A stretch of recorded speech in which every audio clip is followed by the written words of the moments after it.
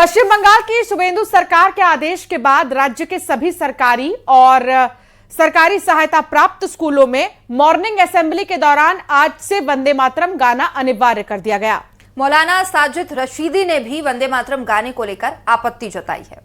वंदे मातरम का विरोध काफी पुराना है।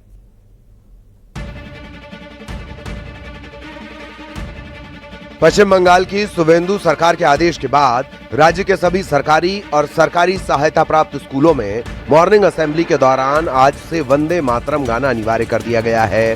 शिक्षा विभाग की तरफ से सभी स्कूलों को निर्देश जारी कर दिए गए हैं और कहा गया है कि नियम का सख्ती से पालन सुनिश्चित किया जाए। वहीं कुछ जगहों पर मॉनिटरिंग के लिए वीडियो रिकॉर्डिंग रखने की भी बात सामने आई है। सरकार का मानना है कि इससे छात्रों में देशभक्ति, अनुशासन और राष्ट्रीय एकता की भावना मजबूत होगी। सब विद्यालय वंदे मातरम सोमवार থেকে ये विद्यालय शुरू करते হবে সেই নোটিশটা জারি সোমবার।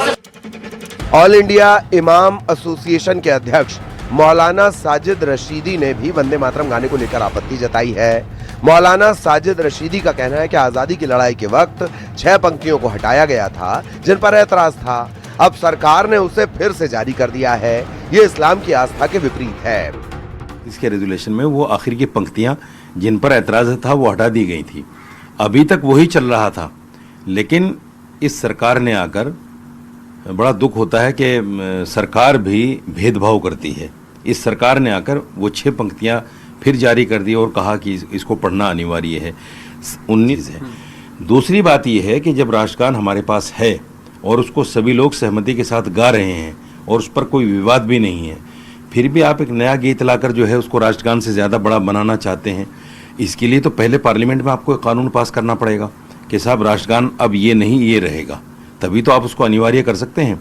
अन्यथा हमारे पास एक रास्ता है, हम कोर्ट जाएंगे। वंदे मातरम को लेकर मौलाना के बयान पर अयोध्या के महंत विष्णुदास ने आपत्ति जताई है। उधर ऑल इंडिया मुस्लिम जमात के अध्यक्ष मौलाना शहाबुद्दीन रजवी ने कहा कि जो लोग वंदे मातरम का विरोध कर रहे हैं वो सरकार के फैसले को मजहबी नजरिए से ना देखें। केवल मुसलमान को भड़काता है और समाज में नफरत फैलाता है। वंदे मातरम को लेकर के विवादित बयान दिया है, इससे पूरा हिंदुस्तान दुखी है। ऐसे मौलानों को हिंदुस्तान में कोई जगह नहीं होनी चाहिए। ऐसे मौलानों को लाठी मार मार के पाकिस्तान, इस्लामाबाद भेज देना चाहिए। सरकार के गृह मंत्रालय ने एक सर्कुलर जारी करके सरकारी स्कूलों, सरकारी इदारों में उस तकरीबात मुनक़िद होने वाली उसमें लाजिम करार दिया है। इन जनरल तौर पर नहीं कहा है कि हर आदमी पढ़ेगा, सिर्फ सरकारी इदारों में पढ़ा जाएगा। जो लोग भी विरोध कर रहे हैं, मैं उनसे गुजारिश करूंगा कि वंदे मातरम गीत को मजहबी नजरिए से न देखें। वंदे मातरम को अनिवार्य किए जाने को लेकर मंत्री दिलीप घोष ने एक बड़ा बयान दिया है। उन्होंने कहा कि बंगाल की हालत जम्मू कश्मीर से भी बदतर कर दी गई थी, लेकिन लोगों को भूलना नहीं चाहिए कि बंगाल में अब सरकार और संस्कृति बदल गई है। बार बार हम बोलते हैं कि बंगाल का हालत जम्मू कश्मीर से भी खराब है, पता चल रहा है, लेकिन भूल जाना चाहिए, नहीं भूलना चाहिए कि सरकार बदल गया है, कल्चर बदल गया है। वही फर्क साक्षात जहाँ रामनवमी में किसी बस में एक और ओंकार का झंडा था, उसको उतार दिया गया, ये हम भूले नहीं है, सबका हिसाब होगा। पश्चिम बंगाल इस तरह का कदम उठाने वाला पहला राज्य नहीं है, क्योंकि उत्तर प्रदेश, बिहार और मध्य प्रदेश के कई स्कूलों में पहले से ही ये परंपरा लागू है। साथ ही केंद्र सरकार भी हाल ही में राष्ट्रगीत के सम्मान और उपयोग को लेकर दिशा निर्देश जारी कर चुकी है। Bureau report, news 18।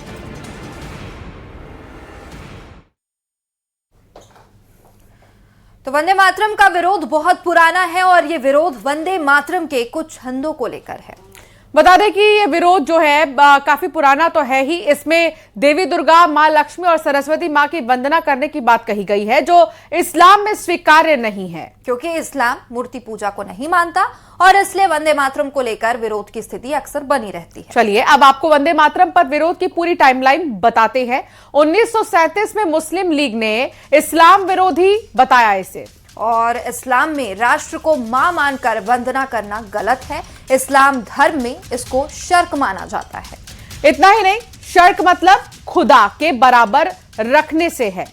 और इस्लाम धर्म में अल्लाह से बड़ा कोई नहीं होता। कुछ छंदों में मातृभूमि की तुलना देवी दुर्गा, मां लक्ष्मी और मां सरस्वती से भी की गई है।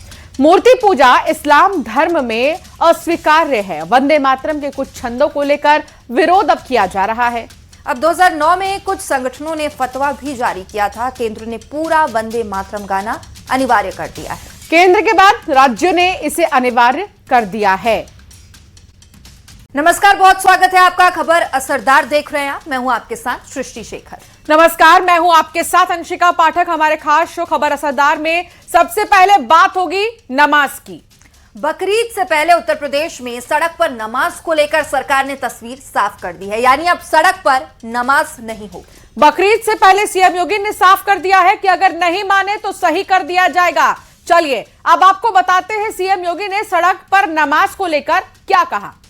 तो बकरीद से पहले नमाज पर योगी ने 2 टूक कह दिया है। उत्तर प्रदेश की सड़क पर नमाज किसी भी कीमत पर नहीं होगी। अगर संख्या ज्यादा है तो 2 शिफ्ट में नमाज पढ़ लीजिए। सीएम योगी ने कहा कि प्यार से मानेंगे तो ठीक है, नहीं मानेंगे तो दूसरा तरीका भी अपनाया जाएगा। सीएम योगी ने कहा कि सड़क चलने के लिए होती है, नमाज के लिए हम सड़क को बाधित नहीं होने देंगे। और इसके साथ ही सीएम योगी आदित्यनाथ ने बयान दिया और यूपी में अब इस बयान के बाद बयानबाजी शुरू हो गई है। हिंदू संगठनों ने इसका समर्थन किया है और मौलानाओं ने इसका विरोध किया। सीएम के बयान पर समाजवादी पार्टी AIMIM ने भी विरोध जताया है। सड़क पर नमाज को लेकर सीएम योगी ने कहा कि आदेश कड़ा है और यूपी में सड़क पर नमाज नहीं होगी। अगर प्यार से मान जाएंगे तो ठीक है, नहीं तो दूसरा तरीका अपनाया जाएगा। उधर सीएम योगी के बयान पर हिंदू धर्म गुरुओं ने समर्थन किया है, तो वहीं मुस्लिम धर्म गुरुओं ने इसका विरोध जताया है।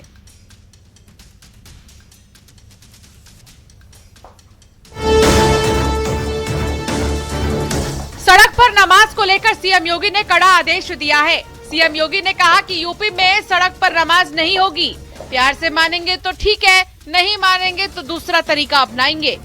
मुझसे पूछते हैं साहब आपके यहाँ यूपी में क्या सड़कों पे सचमुच नमाज नहीं होती? मैं कहता हूं कतई नहीं होती है, आप जाके देख लो, नहीं होती है। अरे सड़कें चलने के लिए है या कोई भी व्यक्ति आकर के चौराहे पे आके तमाशा बना देगा? क्या अधिकार है उसको सड़क रोकने का?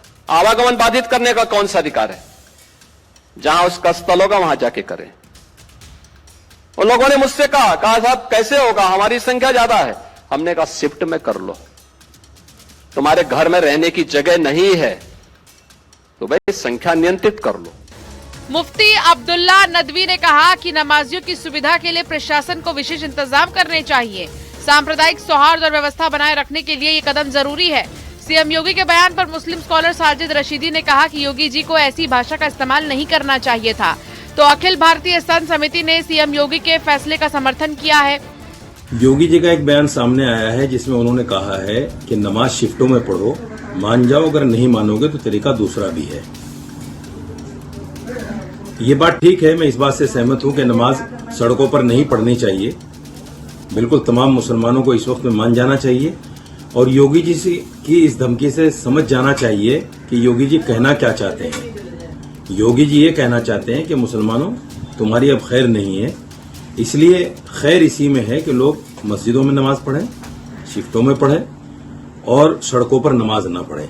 श्रद्धेय योगी आदित्यनाथ जी का यह वक्तव्य स्वागत योग्य है कि सड़क यात्रा के लिए होती है, चलने के लिए होती, तमाशे के लिए नहीं होती।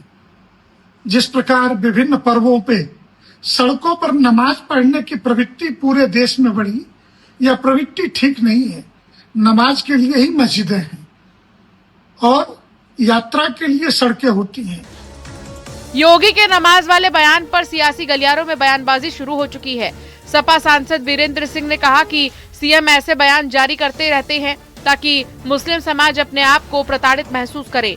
वहीं AIMIM प्रवक्ता ने आसिम बकार ने कहा कि यूपी में सांप्रदायिकता का राज है। यूपी में हिंदू मुसलमानों को अलग अलग नजरों से देखा जाता है। देखिए, वो प्रदेश के मुख्यमंत्री हैं और वो इस तरीके के कई फरमान जारी करते रहते हैं जिसमें हिंदू और मुसलमान का आपस में या मुस्लिम समाज जो है अपने आप को प्रताड़ित महसूस करे। तो अब धीरे धीरे लोगों को आदत पड़ गई है उनके इस तरीके के बयान की। वो उत्तर प्रदेश जिसके मुख्यमंत्री ये कह रहे हैं कि हमारे उत्तर प्रदेश में सड़कों पे नमाज नहीं हो सकती, नमाज पढ़ना है तो 2 शिफ्टों में पढ़ो। उन्हीं मुख्यमंत्री के उत्तर प्रदेश में मैं राजधानी लखनऊ की बात कर रहा हूं कि बड़े हनुमान जी का मंदिर लखनऊ यूनिवर्सिटी के सामने पूरी की पूरी एक सड़क परमानेंटली बंद करके मंदिर को दे दी गई। बकरीद से पहले नमाज को लेकर सीएम योगी के बयान पर अब सियासत के साथ साथ बयानबाजी का दौर जारी है। Bureau report, news 18।